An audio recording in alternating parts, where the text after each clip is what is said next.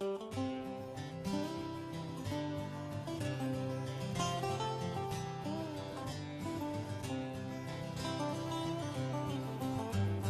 I was a child and I lived in the city, I dreamed of Alaska, so far away, and I dreamed I was flying over mountains and glaciers. Somehow I knew that I'd live there one day. Well, it took me some growing and a fair bit of schooling, a little bit of trouble to get on the move, and I felt like a loser, but I turned out the winner when it came to Alaska, the land that I love. Knik Arm is actually the confluence of the Matanuska and the Knik River above the head of Cook Inlet.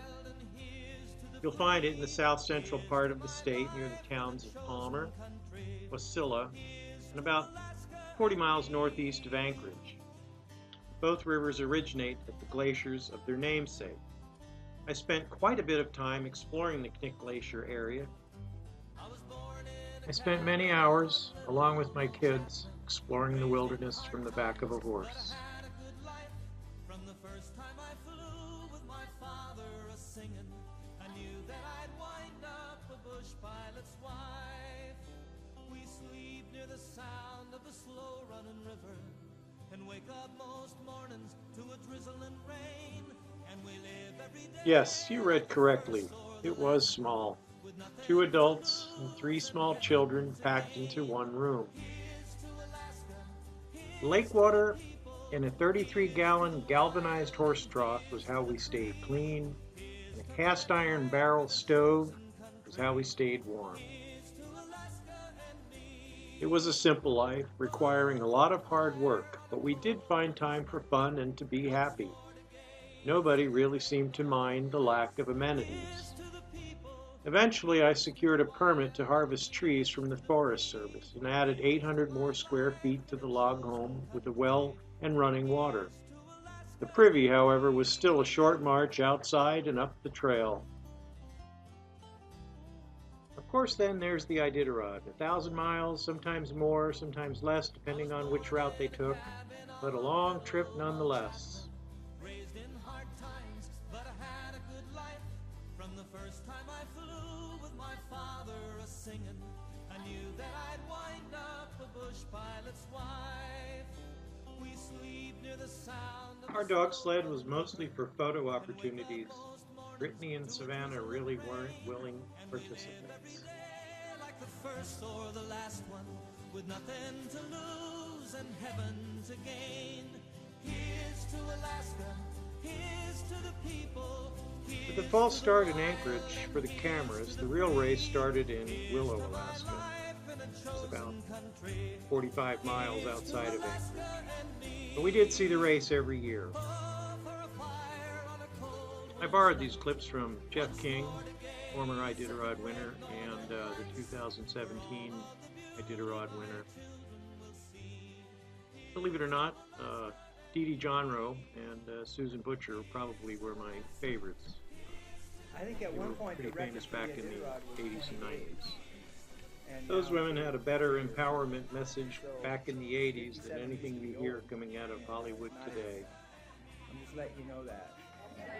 Mitch Seavey happily points out that he won the 2017 race That at said, the I young felt age great. of I'm in 57. better space. My 20 years ago, that was unheard of. mental attitude and my sense of humor and so forth, and I'm more relaxed. And I actually got a lot of sleep on the race this year, which is kind of a new thing for me. Great team, Mitch. And a lot of you folks can relate to this with other things that you do in your life, but if I'm not going to enjoy this, then what's the point? So this is about enjoying it and loving the dogs and the people. In a good way, it just breaks your heart. Those little guys do that for us basically their whole life. But that race on a hard schedule. I'm using my best judgment to see what I can get out of it. Here's to Alaska, here's to the people, here's to the wild, and here's to the free. Here's to my life in a chosen country. Here's to Alaska and me.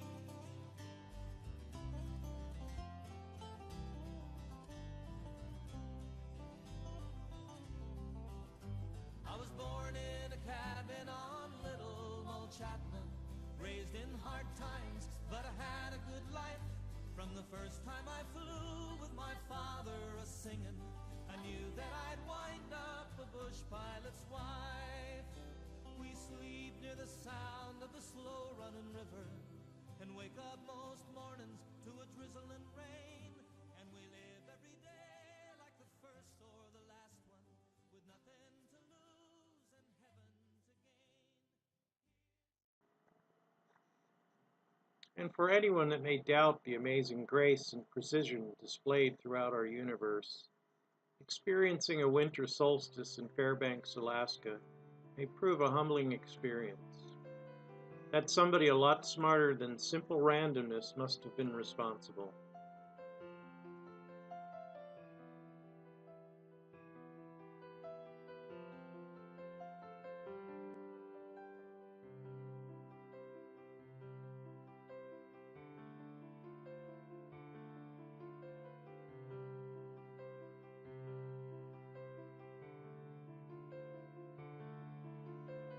That's it, bedtime. A fellow up in Fairbanks named Taro Nakai did that. You're looking at about 4 hours from sunrise to sunset, and the sun never gets higher than what you see in that picture. The other thing to add to that, it was about minus 40 that day. When I was a child and I lived in the city, I dreamed of Alaska, so far away, and I dreamed I was flying over mountains and glaciers. Somehow I knew that I'd live there one day. Denali is a real cool place to visit. You can go as an outdoorsman or just a simple observer. The best way to go is via the Alaska Railroad. Climbers, though, they do it a different way by going to the town of Talkeetna and flying up to the roof of the Kalitna glaciers. The trip to the illustrious mountain from the park entrance is about 10 hours on a school bus. Hikers and campers get on and off all along the way. And as you'll see, the bears are well paid to entertain the visitors.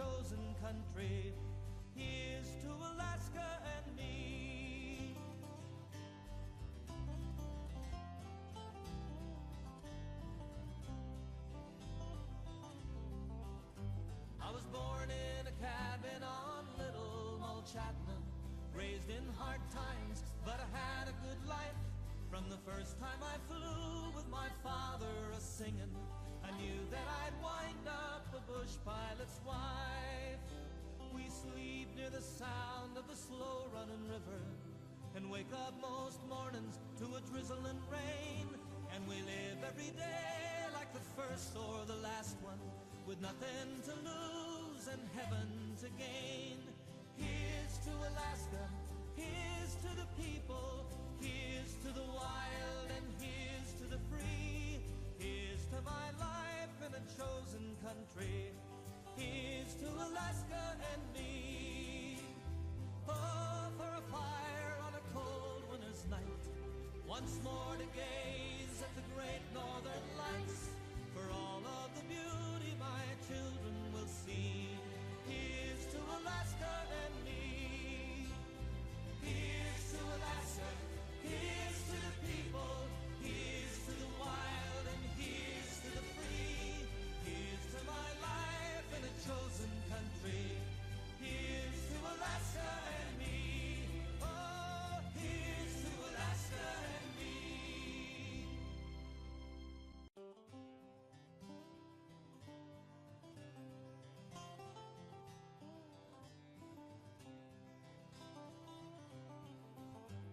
When I was a child and I lived in the city, I dreamed of Alaska, so far away, and I dreamed I was flying over mountains and glaciers. Somehow I knew that I'd live there one day. Well, it took me some growing and a fair bit of schooling, a little bit of trouble to get on the move, and I felt like a loser, but I turned out the winner when I came to Alaska, the land that I love. Here's to Alaska, here's to the people, here's to the wild and here's to the free. Here's to my life in a chosen country. Here's to Alaska and me.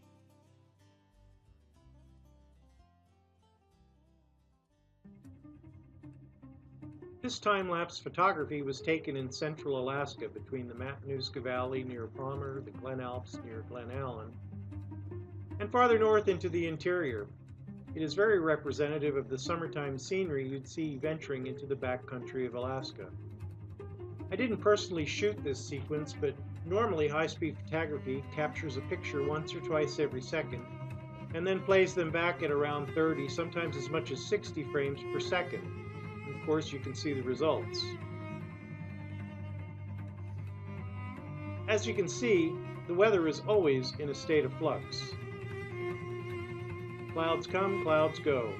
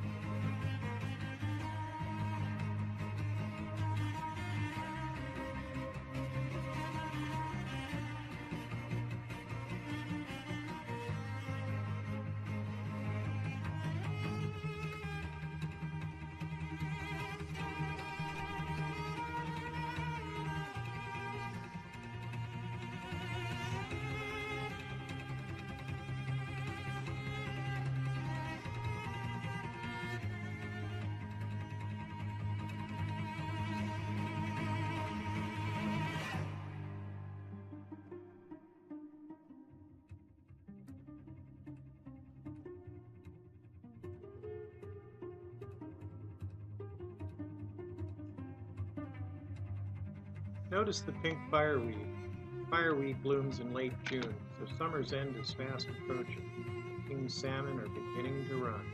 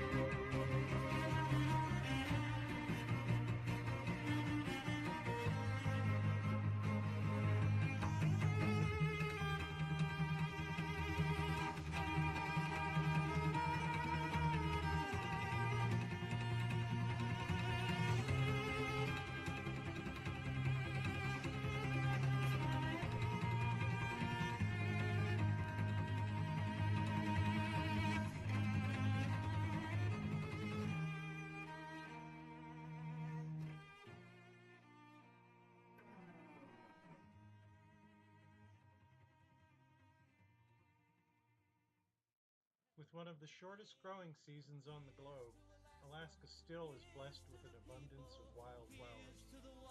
Although the forget-me-not is the official state flower, it is the famous Alaska fireweed that often steals the show. Blooming in late June through July, it signals the arrival of the illustrious Alaska king salmon. So when you see the fireweed bloom, you know the salmon are running. We finally did leave the lake cabin, and we moved to this log home in Butte, Alaska, a little whistle stop outside of Palmer under the shadow of Pioneer Peak.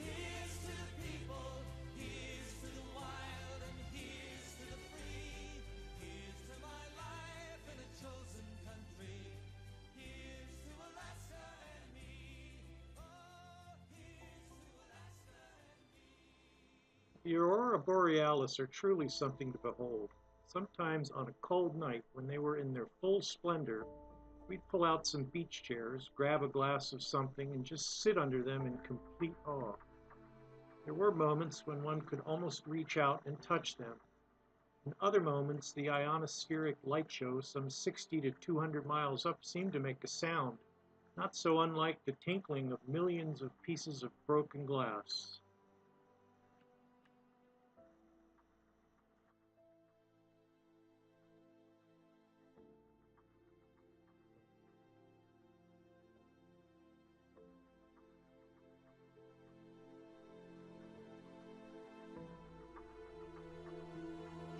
Folks in the lower 48 have no concept of what the Milky Way looks like. Being above the 60th parallel, without city lights and totally clear air, gives one a truly unimpeded view of the stars. It was so clear that sometimes with the naked eye we could see Skylab making its scheduled orbit. Time to go. Let's get on the train and go down to Anchorage. Not that one.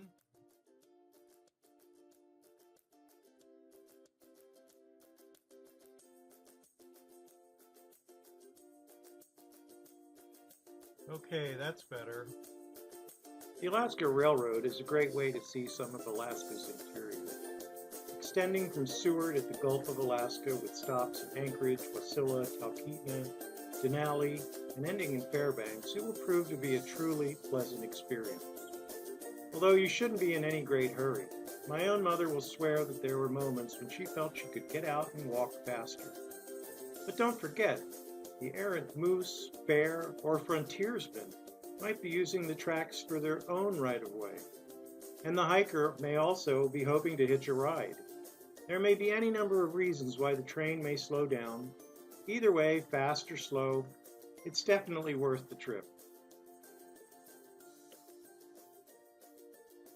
Now that you've seen Denali, let's get you back to Anchorage and catch Alaska Airlines Flight 64 down to Juneau. With a flight time of 1 hour and 50 minutes, we'll arrive in Juneau just in time for a late lunch. I worked for Alaska Air for 14 years, from 1981 to 1995. When I started, they had 7 aircraft, and when I left to work for the FAA in 95, they had over 200. So sit back and enjoy the flight. We'll be starting our descent into Juneau soon.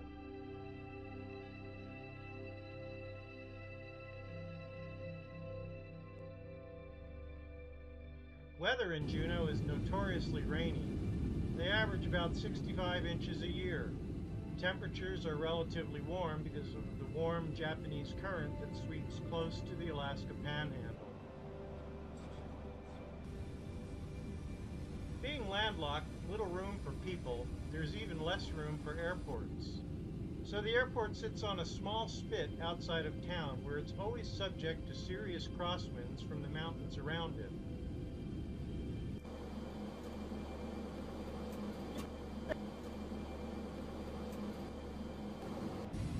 Alaska Airlines pilots are considered some of the best commercial aviators in the world. So get ready, we're about to land.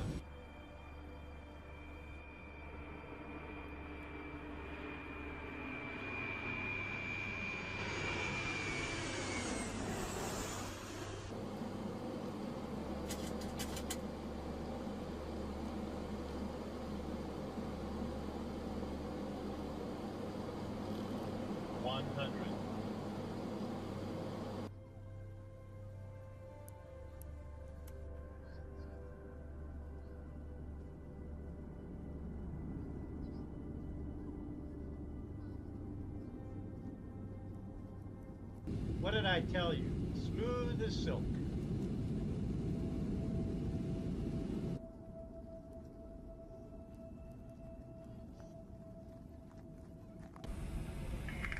Ladies and gentlemen, we'd like to welcome you to Juneau, where the local time is approximately 2:10. Please remain in your seat with your seatbelt securely fastened until the aircraft comes to a complete final stop. At the gate, the captain has turned off the fasten seatbelt sign. At that time, you can collect your carry-ons. Please be careful when opening.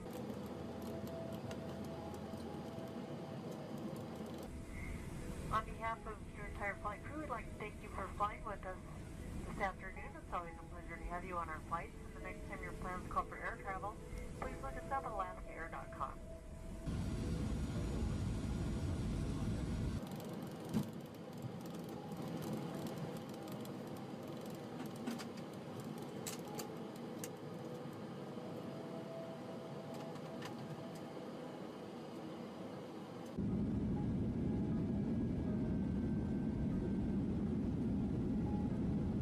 Once we're out of the terminal, we'll catch a shuttle and go see some whales in the Mendenhall Glacier. Then we'll head downtown.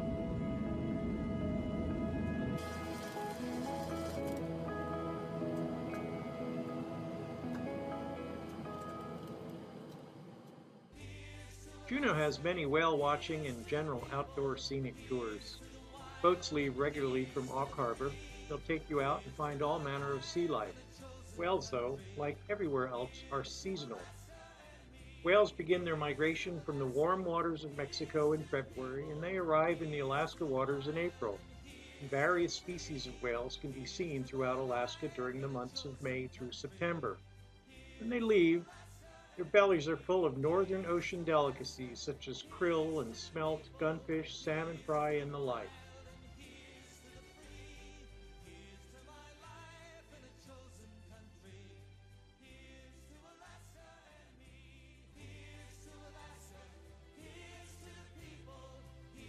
Afterwards, you may also want to visit the famous Mendenhall Glacier, just a stone's throw from downtown Juneau.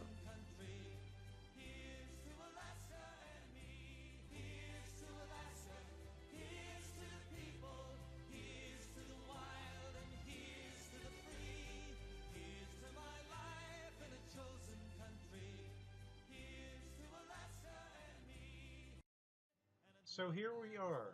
Of my 14 years working for Alaska Airlines, one of those was spent right here in Juneau.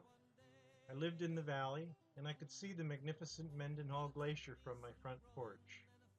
On Saturday mornings, we would go to the harbor to watch the tourists get off the cruise ships.